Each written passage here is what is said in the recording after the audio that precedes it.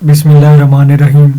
अस्सलाम वालेकुम dear friends, welcome back to our channel. उम्मीद है आप सब खैरियत से होंगे और हमारी वीडियोस को लाइक कर रहे होंगे। मेक श्योर करें कि आप हमारे चैनल को ज़रूर सब्सक्राइब कर लें ताकि लेटेस्ट वीडियोस आपको मिलती रहें। डियर फ्रेंड्स, आज पीपीसी के लेक्चर सीरीज़ के अंदर हम सेक्शन 120A को देखेंगे जो कि चैप्टर 5A में फॉल करता है और ये क्रिमिनल कॉन्स्पिरेसी के बारे में। तो सेक्शन 120A जो है वो डिफ़ाइन करता है कि क्रिमिनल कॉन्स्पिरेसी होती क्या है। देखें, जो बेरेक की लैंग्वेज है उसके अंदर लिखा हुआ है when 2 or more persons agree to do or cause to be done। सबसे पहले ये है कि 2 या 2 से ज़्यादा बंदे अगर तो एग्री करते हैं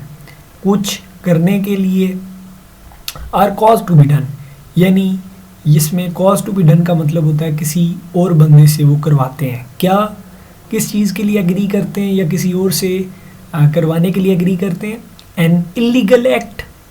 या फिर दूसरे नंबर पे an act which is not illegal by illegal means such an agreement is designated as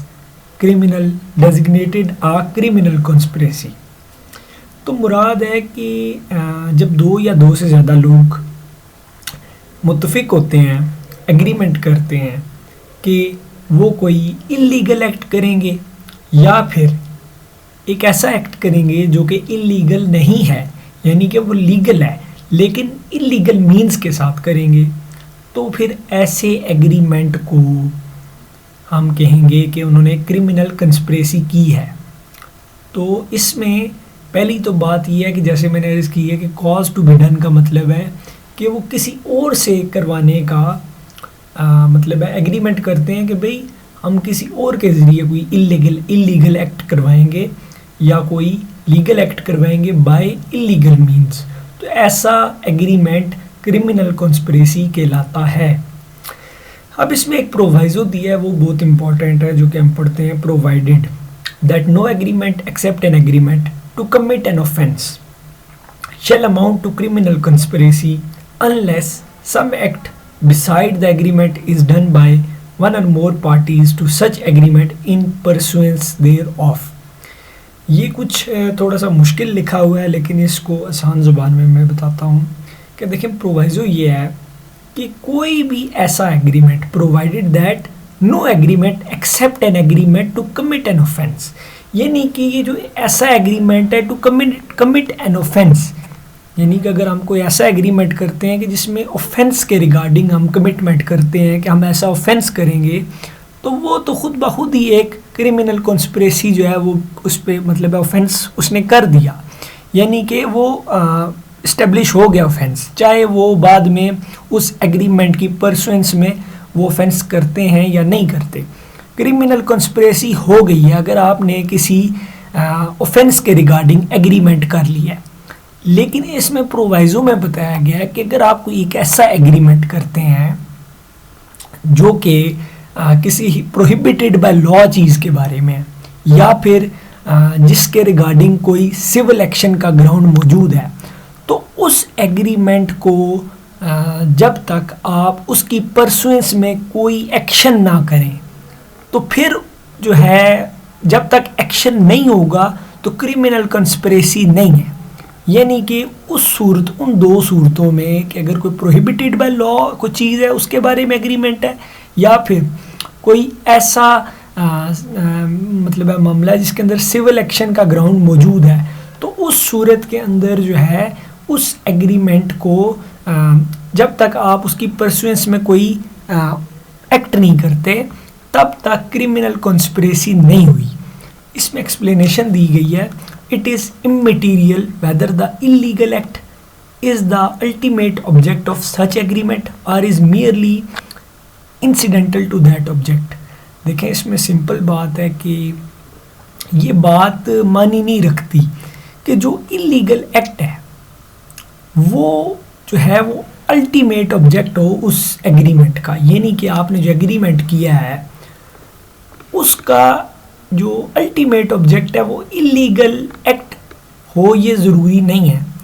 यानी कि इसमें लिखा हुआ है कि अगर वो मेयर इंसिडेंटल भी हो टू दैट ऑब्जेक्ट, यानी कि अगर आपने फ़र्ज़ किया एक एग्रीमेंट करते हैं جس کا الٹیمیٹ آبجیکٹ جو ہے وہ الیگل ایکٹ ہے، وہ تو کرمنل کنسپریسی ہے ہی، لیکن اگر کوئی آپ ایک ایسا ایگریمنٹ کرتے ہیں جس کا الٹیمیٹ آبجیکٹ جو ہے وہ لیگل ہے، لیکن اس لیگل جو آپ نے ایگریمنٹ کیا ہے جس کا الٹیمیٹ آبجیکٹ لیگل ہے، لیکن اس کو کرنے کے دوران اگر آپ کوئی اللیگل ایکٹ کرتے ہیں اور وہ بھی مقصد ہے انسیڈنٹل کوئی چیز کر دیتے ہیں، تب بھی وہ کرمنل کنسپریسی ہو جائے گی۔ تو یہ میں نے کوشش کی ہے کہ ذرا آسان کر کے اس کو بیان کروں۔ اب ہم 120B کی طرف جاتے ہیں، punishment of criminal conspiracy. whoever is a part to a criminal conspiracy to commit an offense punishable with death, imprisonment for life, or rigorous imprisonment for a term of 2 years or upward, shall, where no express provision is made in this code for the punishment of such conspiracy, be punished in the same manner as if he had abetted such offense۔ یعنی کہ اگر کوئی بندہ ایک ایسی criminal conspiracy کا part بنے جو کہ